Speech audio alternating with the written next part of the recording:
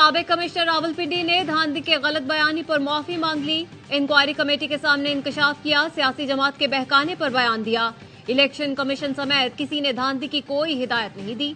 11 फरवरी को खुफिया तौर पर लाहौर में सियासी जमात के रहनुमा से मुलाकात की। इलेक्शन को धांधली ज़दा साबित करने के मंसूबे पर काम करने के लिए कहा गया। मुस्तकबिल में आला ओहदे का वादा किया गया था। जज्बाती और ड्रामे से भरपूर प्रेस कॉन्फ्रेंस की। सियासी जमात का ओहदेदार 9 मई वाकयात में मुलव्वस होने की वजह से मफरूर है। उसके मुताबिक मंसूबे को मखसूस जमात की आला क़यादत की हिमायत थी। लियाकत चट्टा ने बताया, दौरान मुलाजमत 2018 के इलेक्शन के बाद पंजाब में अहम ओहदों पर फायज रहा। बतौर सेक्रेटरी पंजाब एक सियासी जमात के ओहदेदार से करीबी ताल्लुकात बनाए ताकि मुस्तकबिल में काम आ सके। प्रेस कॉन्फ्रेंस को एक जमात के एहतजाजी प्रोग्राम के साथ मुंसलिक रखा गया। चीफ जस्टिस का नाम जानबूझकर शामिल किया गया। मकसद अवाम में नफरत भड़काना था। तमाम जिम्मेदारी कबूल और हुकाम के आगे सरेंडर करता हूं। तहकीकाती टीम की रिपोर्ट तैयार। इलेक्शन कमीशन का अहम इजलास आज होगा। रिपोर्ट की रोशनी में साबिक कमिश्नर के खिलाफ कानूनी कार्रवाई का फैसला होगा।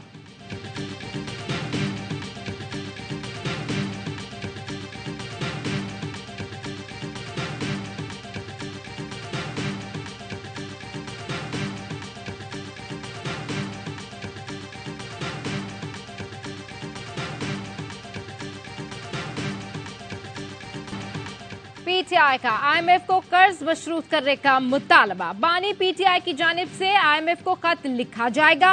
बैरिस्टर अली जफर ने बानी पीटीआई से जेल में मुलाकात के बाद मीडिया से गुफ्तगू में कहा, आईएमएफ को बातचीत करनी है तो पहले धांधली वाले हलकों का ऑडिट कराया जाए। एक आजाद ऑडिट टीम बैठे जो सुप्रीम कोर्ट की सरबराही में बने। धांधली खत्म करने तक आईएमएफ का कर्ज देने का कदम दुरुस्त नहीं होगा। जमहूरियत का सबसे बड़ा सुतून फ्री एंड फेयर इलेक्शन है। जहां जमहूरियत नहीं वहां बैनुल-अक़वामी इदारों को काम नहीं करना चाहिए।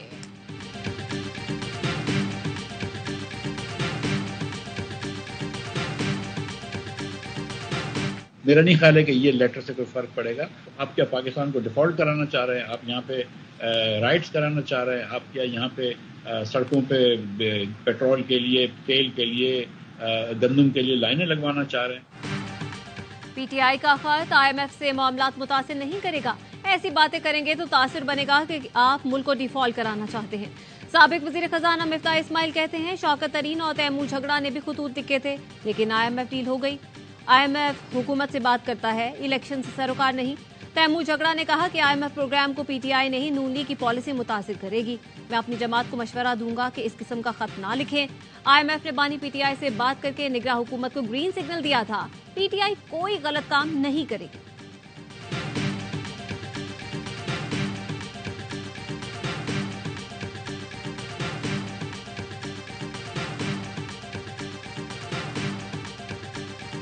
ओपनली एक थ्रेट दे रहे हैं स्टेट को, पूरी रियासत को थ्रेट है। मुल्क के मुस्तकबिल से खेलना चाह रहे हैं कि पाकिस्तान की हिस्ट्री में आज तक किसी ने नहीं की। पूरे मुल्क से बदला लेना चाह रहे हो, पूरे मुल्क के जो इंटरेस्ट है स्टेट पर डालना चाह रहे हो, जस्ट बिकॉज कि भाई आपको अपने इख्तियार के कुर्सी की हवस है।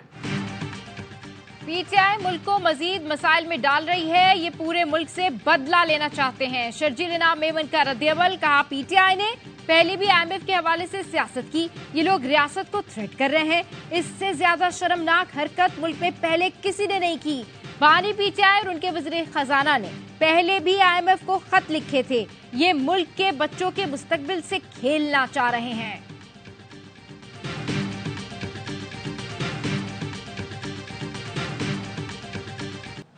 कौमी असम्बली का इजलास 26 से 28 फरवरी तक तलब करने की तजवीज़। समरी ऐवानी सदर को अरसाल कर दी गई।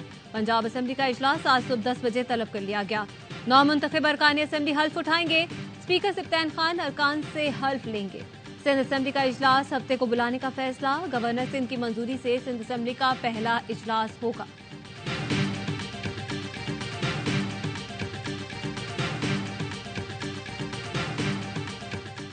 पाकिस्तान तहरीक इंसाफ के सीनियर कायदीन का अहम इजलास। असलम इकबाल समेत तमाम अरकान का पंजाब असम्बली में शिरकत का फैसला। निशिस्तों से महरूम उम्मीदवारों को पंजाब असम्बली के बाहर एहतजाज की हिदायत। रहनुमाओं का कहना था, मरियम नवाज के लिए रियासती मशीनरी से मैदान खाली कराने की कोशिश जारी है। मरियम नवाज की मां पर पंजाब पुलिस के जरिए असलम इकबाल को अगवा की कोशिश की गई। सिंध और पंजाब में सियासी जमातों को मखसूस नशिस्तें अलॉट। पंजाब असेंबली में नून लीग को खवातीन की 36 और अकलियत की 5 नशिस्तें मिल गई।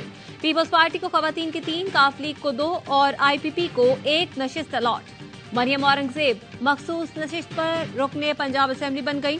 सिंध असेंबली में पीपल्स पार्टी को खवातीन की 20 मखसूस नशिस्तें और अकलियतों की 6 नशिस्तें अलॉट। MKM के 6, GDA की 1 खातून रुकन मुंतखब। MKM को 2 अकलियती नशिस्तें भी मिल गईं। नोटिफिकेशन जारी, सुन्नी इत्तेहाद कौंसिल को मखसूस नशिस्तें दी जाएं या नहीं। इलेक्शन कमीशन का अहम मुशावरती इजलास आज होगा। सुन्नी इत्तेहाद कौंसिल को कोटा ना मिला तो दीगर सियासी जमातों को 3 के तनासुब से मखसूस नशिस्तें दी जाएंगी।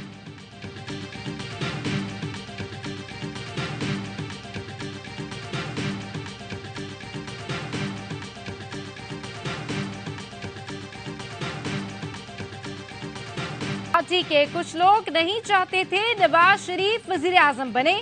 जो लंदन जाते थे वो शहबाज शरीफ से ज्यादा मुतमईन थे। आसिफ किरमानी का ARY न्यूज को इंटरव्यू, कहा इन्हीं लोगों ने एक्सटेंशन पर नवाज शरीफ को राजी किया। फिर नून लीग को वोट देने के सम्राट भी मिले। पैनामा केस चल रहा था, नवाज शरीफ इस्तीफा देना चाहते थे। वज़रा ने मुखालफत की और अपने नामुकम्मल मंसूबों का रोना रोया। उस वक्त मैंने कहा था असेंबलियां तोड़कर इलेक्शन का ऐलान करें, ये JIT खत्म हो जाएगी।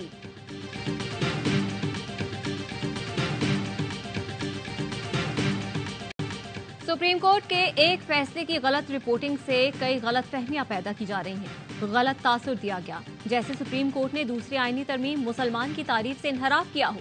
यह गलत तासुर दिया जा रहा है कि मजहब के खिलाफ जुराइम से मुतालिक दफात खत्म करने के लिए कहा गया। सुप्रीम कोर्ट का एलामिया जारी, कहा गया कोई समझता है अदालती फैसले में कोई गलती है तो उसकी तस्हीह और इस्लाह अहले इल्म की जिम्मेदारी है। अदालती फैसले पर नजरसानी के लिए आईनी और कानूनी रास्ते मौजूद हैं। चीफ जस्टिस और सुप्रीम कोर्ट ने किसी को नजरसानी से पहले रोका, न अब रोकेंगे। अदालती फैसलों पर मुनासिब असलूब में तनकीद भी की जा सकती है। आईनी रास्ते के बरक्स अदलिया या जजेस के खिलाफ मुनज़्ज़म मुहिम अफसोसनाक है। यह आइन में मज़कूर इजहार राय की आज़ादी के हक की हुदूद की खिलाफ वर्जी भी है।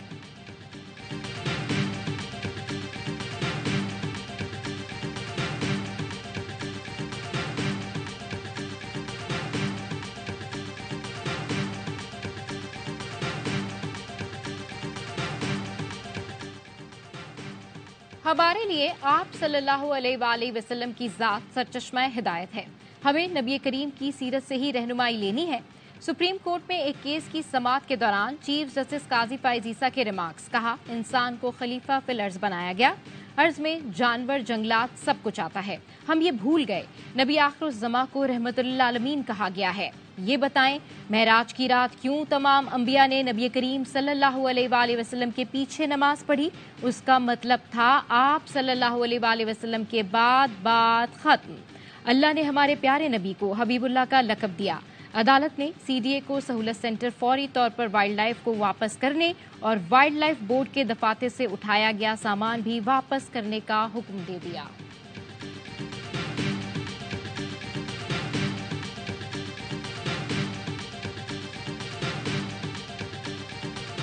चीफ जस्टिस के खिलाफ सोशल मीडिया पर धमकियां आमेज मुहिम चलाने का केस, मजिस्ट्रेट ने मुल्जिम अब्दुल वासे को 2 रोजा जिस्मानी रिमांड पर FIA के हवाले कर दिया। महकमा वज़ीर इत्तलात मुर्तज़ा सोलंकी कहते हैं पाकिस्तान में इजहार राय की आज़ादी कानून के दायरे में है। सोशल मीडिया पर कुछ लोग अवाम को उकसा रहे हैं। किसी को मुल्क का अमन खराब करने की इजाजत नहीं दी जाएगी। सोशल मीडिया पर गैर कानूनी सरगर्मियों के खिलाफ सख्त कार्रवाई का ऐलान, कहा किसी को कोई शिकायत है तो नजरसानी की दरख्वास्त में वजाहत ली जा सकती है।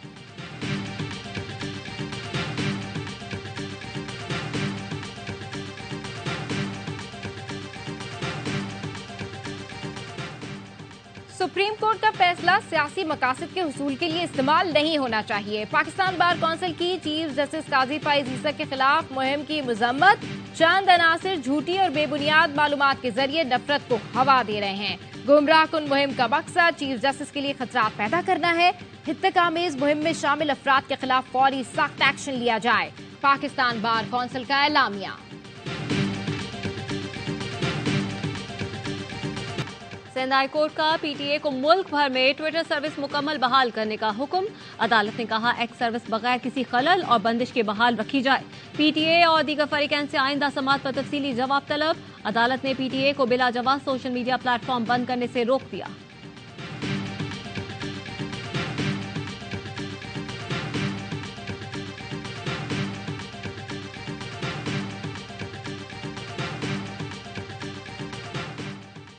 सेनेट और सदारती इंतखाबात का शेड्यूल तैयार। सेनेट इलेक्शन 10 मार्च को होंगे। इलेक्शन कमीशन की मंजूरी के बाद सेनेट इंतखाबात का शेड्यूल जारी होगा। निफ्स अरकान 11 मार्च को रिटायर्ड हो जाएंगे। सदारती इंतखाब भी मार्च में कराए जाने का इम्कान। शेड्यूल जल्द तैयार किया जाएगा।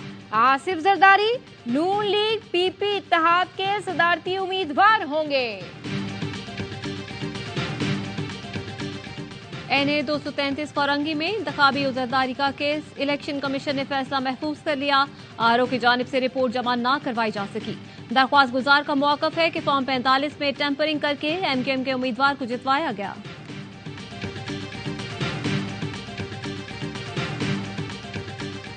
इंशाअल्लाह ताला 3 तारीख को पाकिस्तान तहरीक इंसाफ के पार्लियामेंट्री इलेक्शन होंगे।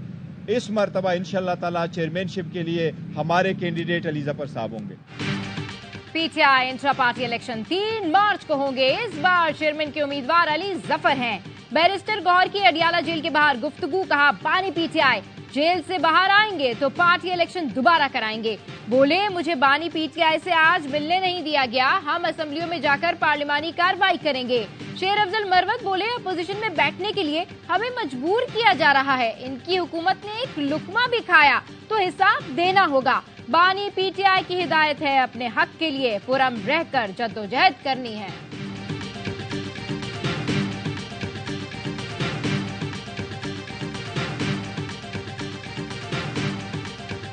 इलेक्शन कमीशन ने सलमान अकरम राजा की इस्तदा मुस्तरद कर दी। कहा सलमान अकरम राजा इलेक्शन ट्राइब्यूनल से रुजू कर सकते हैं। सलमान अकरम राजा ने NA 128 में रिटर्निंग अफसर के फैसले को चैलेंज किया था।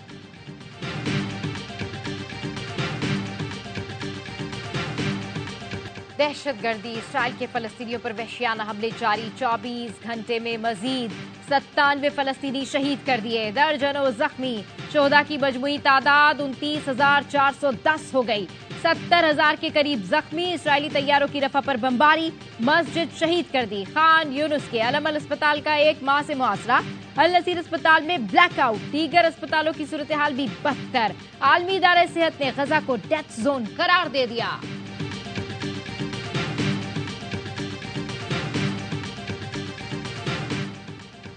गाली के जवाब में साथ चलने की ख्वाहिश। रूसी सदर पुतिन का अमेरिकी सदर बाइडन की गाली देने पर रद्द-ए-अमल सामने आ गया।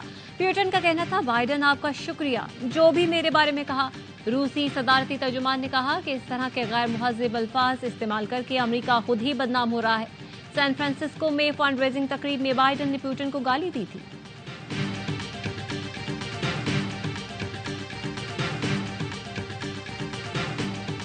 कराची में 4 बेटियों के बाप को डकैती मुज़ाहिमत पर कत्ल कर दिया गया। मकतूल गुलाम मुस्तफा बेटी को कोचिंग से लेने जा रहा था। पुलिस करीब के बजाय 10 किलोमीटर दूर अस्पताल ले गई। मकतूल ज्यादा खून बहने से जिना अस्पताल में दम तोड़ गया।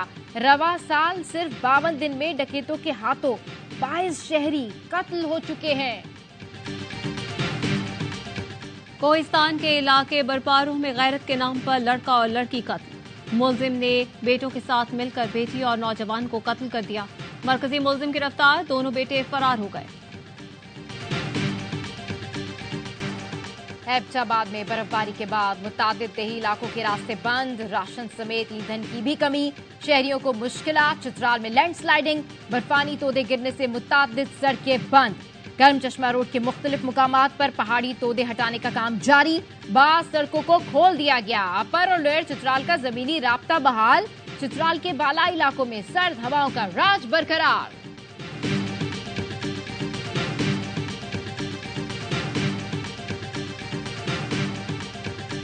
PSL 9 के मुकाबले जारी। कोयटा ग्लैडिएटर्स की मुसलसल तीसरी कामयाबी। इस्लामाबाद यूनाइटेड को 3 विकेटों से शिकस्त दे दी। 139 रन का हदफ 10 गेंद कबल हासिल कर लिया। जैसन रॉय 37, कप्तान रॉयली रोसो ने 34 रन स्कोर किए। नसीम शाह और शादाब खान ने 2-2 विकेटें हासिल की। इस्लामाबाद की टीम पहले खेलकर 9 विकेटों पर 138 रन बना सकी। इवेंट के सनसनीखेज मुकाबले देखिए सिर्फ ए स्पोर्ट्स पर।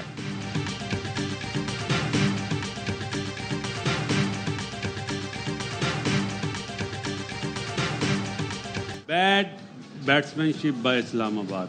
अच्छा, आप देखें ना किस वे में बैट्समैनशिप हुई है। नहीं और क्या मुझे समझ नहीं आती, कंफ्यूज हो जाते हैं पहले बैटिंग आती है। ओके चेज हो चाहे 200 प्लस रन हो ना, तो बड़े दिल से बैटिंग कर रहे होते हैं, बड़ी प्लानिंग चल रही होती है। पीएसएल का बढ़ाए जोश, क्रिकेट का सबसे बड़ा शो, हर लम्हा पुरजोश। स्टार क्रिकेटर बासित अली ने कहा, इस्लामाबाद यूनाइटेड ने खराब बैटिंग की, लग रहा था कि पिच मुश्किल है, इनकी बैटिंग ने मायूस किया। कामरान अकमल बोले, इस्लामाबाद की बैटिंग आती है तो बल्लेबाज कंफ्यूज हो जाते हैं, बैटिंग में गेम प्लान नजर नहीं आया। अदाकारा फातिमा अफंदी बनी मेहमान, खेला मासूमाना खेल। मुस्तफा चौधरी और आदि ने देखने वालों को खूब हंसाया।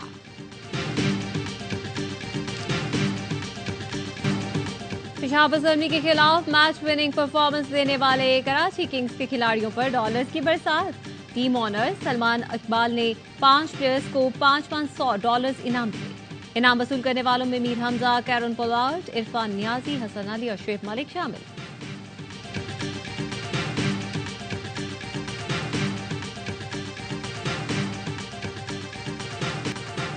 और सहरा में फर्राटे भरती गाड़ियों का शोर, चोलिस्तान जीप रैली का क्वालिफाइंग मरहला फैसल शादी खेल ने जीत लिया। गैर हतमी नतीजे के तहत फैसल ने मुकर्ररा फासला 1 मिनट 5 सेकंड में तय किया। नादिर मक्सी दूसरे और जैन महमूद तीसरे नंबर पर रहे। खवातीन कैटेगरी में सलमा मरवत ने पहली पोजीशन हासिल की।